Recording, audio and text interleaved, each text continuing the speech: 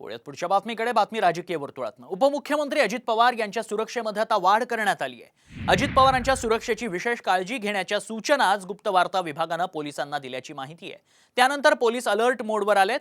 जोपर्यंत बहिणींच्या राखीचं कवच आहे तोपर्यंत आपल्या जीवाला कुठलाही धोका नसल्याचं अजित पवारांनी धुळ्यातील सभेतून स्पष्ट केलंय। राखी राखी राखी राखी बांध राखी बांध राखी बांध ताई ताई ताई थोडं ताई ताई ताई ताई ताई ताई थोडं ताई बहिणींच्या राखीचं कवच माझ्यासोबत आहे, त्यामुळे मला तोपर्यंत काहीही होणार नाही असं अजित पवारांनी म्हटलंय। मात्र त्यांच्या सुरक्षेमध्ये सध्या वाढ करण्यात आली आहे। राखी बांध राखी बांध ताई ताई ताई थोडं ताई ताई ताई ताई ताई ताई थोडं ताई